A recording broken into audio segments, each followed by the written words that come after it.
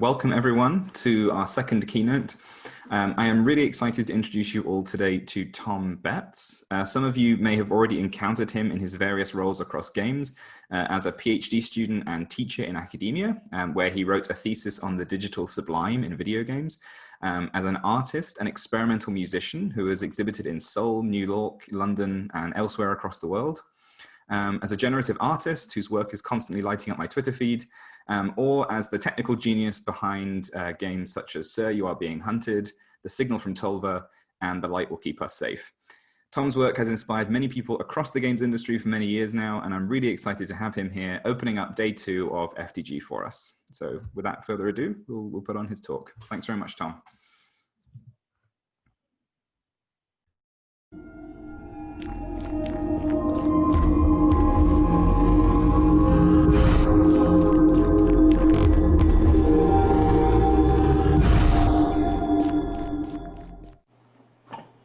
Hello everyone, my name is Tom Betts and I'm really pleased to be presenting this keynote for FDG 2020. The title of the talk is Procedural Content Generation as Art, Design and Play. PCG, as I'm going to refer to it from now on, is often presented as an algorithmic way to solve problems in content creation or create replayability or even just to plug holes in game design. But today I want to talk about how PCG can be an artistic tool in its own right, how it can be used to build game systems that express and explore artistic ideas. I'm interested in how we might build PCG systems that demonstrate their own unique aesthetics and embedded sensibilities. I'm going to split up this talk into 3 sections. In the first part, I'm going to talk briefly about my background and how PCG became an important part in my work. Then I'm going to cover some of my previous games and experiments to demonstrate the sort of work I've done and the techniques I've developed. Finally, I'm going to talk about my current game and delve a bit deeper into the technical details of that project. So, a little about my background. I'm a game developer with about a decade of experience making games for a living. In that time, I've worked on everything from flash games through web games to mobile, desktop and now console. However, I've only ever worked with small indie teams and almost always remotely, and I've never worked for a AAA studio or in any kind of traditional studio context. I think that's important to bear in mind when I talk about my processes. Prior to being a game developer, I've been a designer, musician, artist and educator. I also have a practice-based PhD in game design and philosophy. PCG and generative systems have been an important part of my work in all these roles. I often use the words PCG and generative system interchangeably. This is because generative systems is a phrase used much more commonly in digital art or music. There are some differences between the way the terms are used. Primarily, generative systems imply real-time execution as opposed to a large number of PCG systems which are used to produce content prior to a user's interaction. However, they're broadly the same approach and sorts of design methodology. PCG has enabled me to work across a wide range of fields, and in addition to helping me produce content that I could never have made by hand, it's a key way in which I keep myself, as a creator, engaged with the act of making things. For me, it turns the development of systems into a more playful and interactive experience, which in turn keeps me excited and invested in the projects. Even though I developed my use of PCG in other digital fields, I realized I could explore some really interesting aspects of it in game design. Game design lends a lot more interactivity to these sorts of systems than, say, music or art. I feel it's important to talk about my background a bit, because I worry that sometimes algorithmic design can become really dehumanized and divorced from the people who are making it. For example, in game design, code is often seen as simply a way to solve mechanical problems and glue art together, rather than a way to express intentions or ideas. When I use PCG in my work, it's usually in order to explore some sort of visual aesthetic or present a mood or an idea, as much as it is to solve a problem. So let me talk briefly about a few projects I've worked on and how they've informed my approach. Sir, You Are Being Hunted is perhaps the first real commercial game project I worked on. It was a stealth survival FPS I made with a studio of friends, self-funded in 2014. The game takes place on an archipelago of procedurally generated islands and features a range of emergent gameplay mechanics. The environment itself was inspired heavily by the patchwork quilt ideal of the British countryside and my love of Voronoi diagrams. It was the first time I began to think about PCG systems expressing specific aesthetic considerations.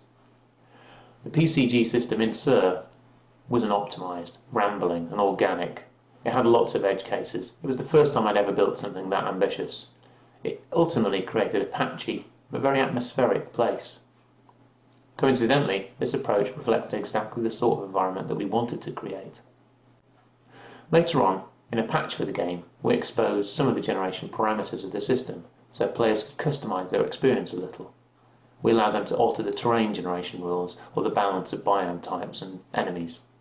And this idea about giving the player an element of control of these systems is something I'm going to come back later to in the talk. The Signal from Tolva was my second game with the studio.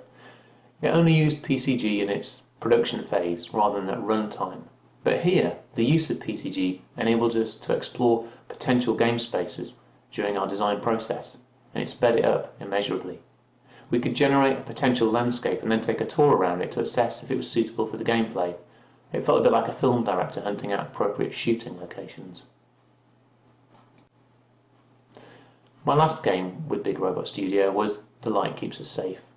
This was a return to an open-world stealth game. But this time, I was interested in how I could create a sense of human intention in a generated landscape. This involved the introduction of more complex pathfinding rules into the PCG to generate roads and key locations onto the map, and connect them in a way that seemed meaningful. Much of the work I did in these projects was about matching up the worlds generated by the PCG code with the expectations of our game design goals and the narratives we wanted to project. This desire sometimes presented us with difficult problems, where a cool PGC result would actually undermine a key gameplay mechanic. We would have to decide where to compromise. This is another issue of using PCG as an artistic tool that I'll discuss later. I also made quite a lot of generative music during this period, and I was still tinkering with art design projects. The generative music I was making consisted of live running compositional systems written in languages like Pure Data or Super Collider. Even though they were usually non-interactive, they still shared a lot of the considerations that I had put into the PCG systems of my games. But in generative music, the goal is usually to achieve a specific feel or mood or atmosphere, rather than a concrete solution to a known problem. A purely generative piece of art or music often results from an emergent path that an algorithm suggests as it's developed in collaboration with its author. It's an exploratory and expressive approach rather than a solution-focused framework. I've always been interested in how this sort of idea could be replicated in game design. I wondered if PCG in games could express aesthetic ideas in the same way that generative music did.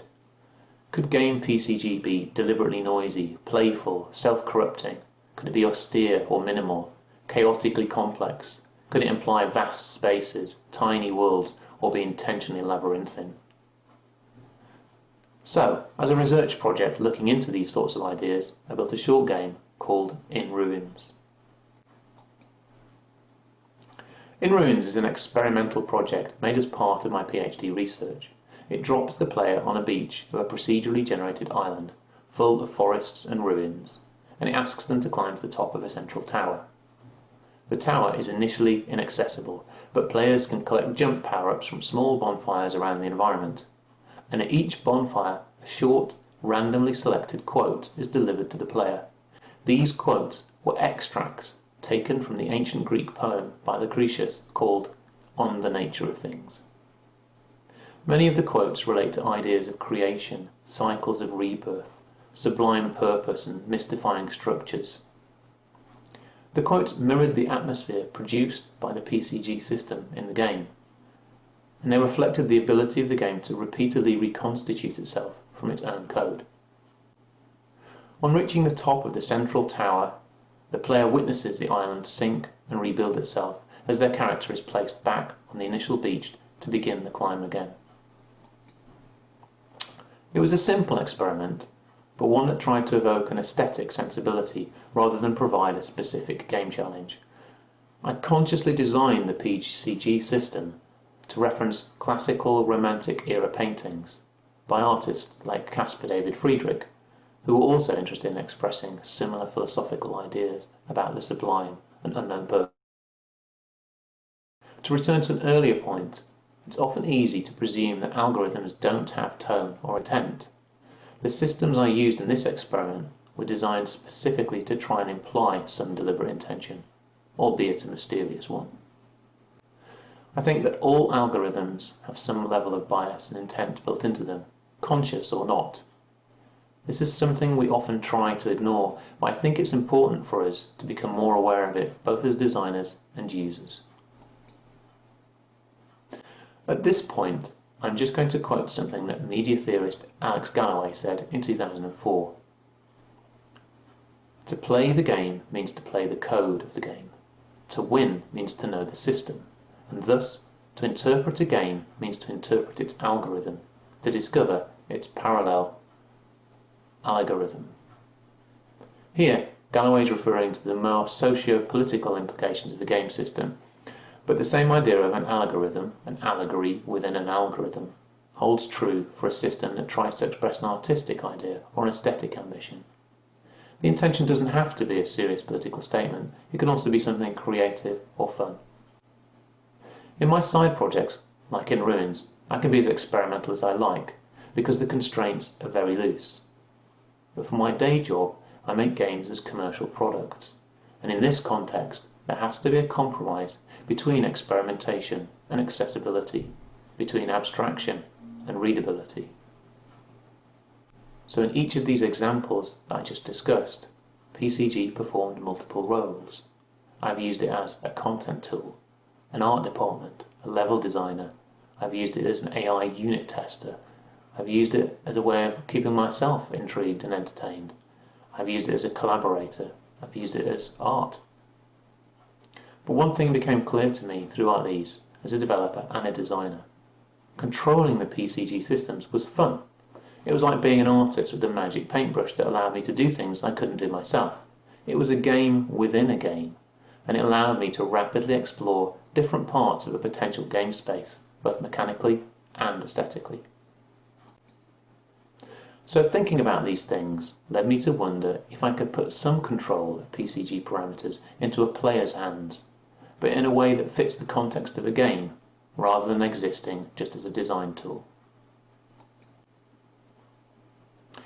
In the summer of 2019, myself and some colleagues were throwing around a bunch of ideas and prototypes. The one that seemed to stick the most was Into the Pit, a PCG dungeon crawler where the player gets to interact with the generation algorithm. In story terms, the process of tweaking the generation parameters is wrapped in the conceit of mixing ritual ingredients to open portals to various demonic dungeons. Parameters are limited to expressive ranges that still present playable outputs, and the range of tweaks possible increases as the player progresses through the game. So this is what I've been working on for the last year or so. In essence, Into the Pit is an FPS PCG dungeon crawler, similar in theme to games like Diablo or Torchlight, but experienced from a first-person perspective. The player mixes ingredients in a hub level to generate a dungeon. They can then explore the dungeon for loot and further ingredients, and if they survive and complete the level, they return to the hub and they can repeat the process. With each dungeon explored and conquered, the player increases in power and gains access to new creation parameters. This in turn extends the possibility space of the new dungeons that they can generate. So this section is going to be a quick technical run through of how some of the PCG systems of Into the Pit actually work. Each dungeon is created using several generation passes. Firstly, the entire dungeon area is populated with rooms. These are essentially just rectangular shapes, and they're packed with either a packing algorithm or subdivision, depending on the level. Some rooms within this crude layout are marked as important destination points for the player, and then every room is given a semi-random traversal cost. An A-star pathfinding algorithm then connects these destination rooms and informs all the rooms along those paths about how they're connected to each other and to the various other routes. Other rooms that are outside these paths are either closed off or left open, depending on the specific generation parameters for that run. Then, once these rooms have been placed and given IDs, they're given an internal tile layout, which is based on a set of abstract templates. This library of templates represents rooms, and inside the rooms, it represents where walls might be, but it doesn't say what sort of wall it will be.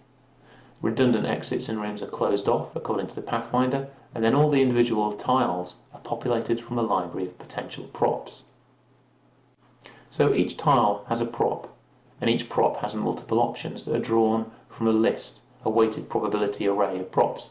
This means you might get a tree in a tile that's marked as foliage, but it could be one of 10 different trees, each with different characteristics.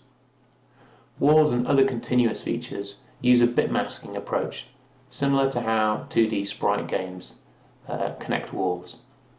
So in this situation, we have a set of props for each wall combination, and then those props themselves are drawn from a weighted array of variants. Music, lighting, sound effects, enemies and loot are also generated in this same way. Certain rooms can pick from particular music sets, treasure chests can pick from loot tables, and enemies are chosen from tiered mob sets where each enemy has a cost and the room pays for that cost from a pool of credits. The library props for all these tile elements are grouped into biome sets. So we have a stone castle, a petrified forest, corrupted docks. And then, perhaps the most interesting part of the system is that the generation algorithm can combine biome sets at will. The main way that this happens is that the entire dungeon map has a threshold simplex noise cloud imposed across it, and this is used as a lookup array to see which tiles fall within one biome or the other.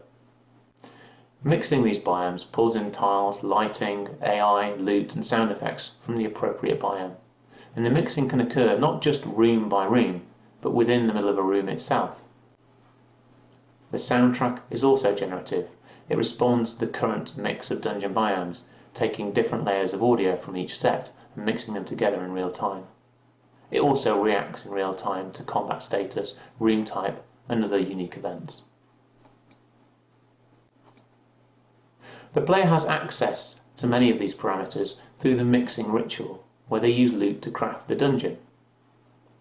For example, different ritual eggs dictate different themed environments. A stone egg mixed with a wooden egg will generate a dungeon that is a hybrid of stone fortress and petrified forest, and that will also bring along the associated creatures and rewards for those respective sets. The player can use different arcane keys in the mix, and they change the level of difficulty at which the dungeons are generated. Other elements can be added to tweak individual monster population levels, rarity of unusual creatures, and the number of elite variations. Ingredients can also be used to edit specific RNG ranges for certain events or distributions. For example, a particular object could raise the number of treasure chests you could find, but would also increase the number of traps.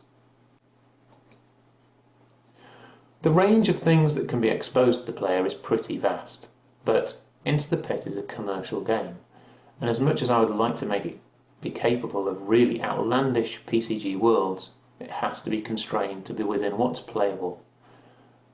The levels have to support sensible game progression, and they have to generate readable spaces. To do this, the biomes need to mix in a way that's contrasting, but also visually sensible. The dungeons need to maintain their pathing and route indication, and each prop must be designed to sit properly with a large range of potential neighbouring elements. A lot of this comes down to the skill of my 3D artist in understanding how the system works and how these aesthetic elements might be combining. But already I'm really happy with the resulting visuals. The dungeons are meant to house the chaotic powers that are encroaching upon the hub world of the game. They were brought into being through dangerous alchemic meddling, mixing of unusual and arcane materials. The PCG algorithm at the heart of Into the Pit expresses and represents this idea, both mechanically and visually. So that's the last part of this talk. There are obviously lots more technical details that I could go into, but I didn't want this to be a purely technical talk, and also there simply isn't enough time to cover everything. So thank you for listening. I don't have any particular grand conclusion or takeaway, since this talk really represents a series of experiments that I've done over the years to explore my interest in using PCG as an artistic tool rather than a problem-solving method. What is exciting to me is the fact that there are at least as many unexplored avenues for PCG as an artistic tool as there are for PCG as a design problem solver. The success criteria for art-focused PCG is obviously much more subjective than when it's used to solve clear design problems, and I think that often makes it hard for academic study and research to engage with. However, I think it has just as much potential to enrich the growing tool set of game design for both independent developers and AAA studios. Thank you again for your time, and you can find more details about me and my work by following the links here. Thank you. That was fantastic. I think everyone really enjoyed that, and Into the Pit really looks super good. Yeah, get the clapping emojis going and some appreciation in chat as well for Tom. I first came across Into the Pit when I was watching you be interviewed on Alan Zucconi's YouTube series, and I don't know, it's just looking fantastic, and everyone's reaction here was definitely what I expected it to be. So thank you so much, Tom. If we have any questions you want to ask Tom about his recent projects, his past projects, his art, his music, feel free to drop them in the chat. And while we're waiting, Tom, how long till we get to play Into the Pit? Probably it's supposed to be due summer next year. Okay. But we'll see how we get on. Yeah. Has it been affected by all of this? Antonius has a question. Yeah. So what we'll do is if you have a question, you can either paste it in chat and I can read it out, or if you want, just let us know and we can hand over. I think, Antonius, you can unmute yourself, right? Or do I need to unmute you? No, everybody can unmute themselves, but okay, fantastic. For everybody's reference. This was a really great talk, and I think a great primer, while also basically talking about your own work, which is your work as a primer to PCG in many ways. So it was really interesting. I want to dig deeper into the pit because, everybody, including yourself, is most excited about this because it's new. I was thinking about the alchemy, like the player-controlled part of PCG. How much, because many of us care about balancing and like dynamic difficulty adjustment or whatever. How much does this go into player modeling? So how much is the player controlling the generator because they want something specifically, or can it just blow up in their face? It's deliberately set up so that to progress in the game, you have to control the generation. So there is a progression in there. And as a player, you have to realize that if you generate a certain environment, you'll get certain monsters. Those certain monsters drop certain ingredients, which you can then bring back, combine in a way to progress further into the game. So it isn't like a completely open system. It's more that that things are locked in certain areas. So it wouldn't be possible for you to mix, like in the chat with the oatmeal problem. It doesn't allow you to mix everything with everything, because that would just end up with everything looking the same. So there are some restrictions in there. It's just that balancing act, like I said in the talk a few times, between allowing something to be really expressive, but without it being too chaotic that it's sort of not readable and it doesn't support the kind of progression that you need from a game. Yeah. You mentioned that your artist has been really good working with, they've got to grips with. Do we have a question from the audience? It's just people talk about oatmeal now. If there aren't any more questions, I have another one. Do post in the chat if you want to ask a question. You can unmute, and Mike Traynor has asked, do you have interest or experience intertwining the creation of generative music with gameplay / goals? So binding them together in some way. Yeah, I mean, it's again, a lot of what I'm interested in PCG is kind of these different levels of granularity. And I personally feel that you get really good results when you kind of layer them up. So you get like really fine grained sort of PCG, and sort of that lies underneath a sort of slightly broader one, and then you have different areas of it. So it's not enough to get like one system that fits all, in my opinion. You know, you have to kind of mix and match lots of different things. So when I'm making generative music, I get very fine grained about it because it's just a single medium, it's just the audio. So I can do that. Whereas if I'm combining the kind of generative music with the game engine work, it's obviously harder to kind of go into the same level of detail in both of those environments at the same time. And sometimes when you're doing that, you can end up overloading the player. You can overload the kind of experience in a sense. I mean, I'm sure some people could handle it, but a lot of people would just kind of it would just be too much to have too much control and too much constant like evolution in all these different areas.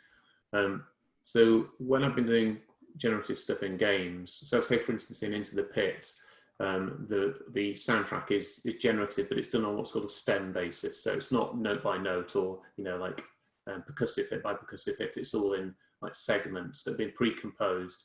So each of the biomes has 4 layered segments that can kind of come in and out, but they're all composed in a key that fits with the other biome segments. So if you mix the 2 worlds together, it actually pulls stems from the different worlds and they combine at the same time. So there's an element of like very simplistic kind of generative music in there. And I'd love to do something at a much more kind of deep level, but that's kind of what I did more traditionally in the sort of digital art area, just because it's harder to give people a kind of readable access to things if they get really complex like that. It must be hard to get the whole team understanding all of these complicated ideas as well, you know, and getting them all to work together. The composers. There's only two people on this project, really. Yeah, there's me and there's artists, and that's the only full-time people on the project. I'm a bit sad that the video is a bit laggy because it does look really nice. We're going to get it.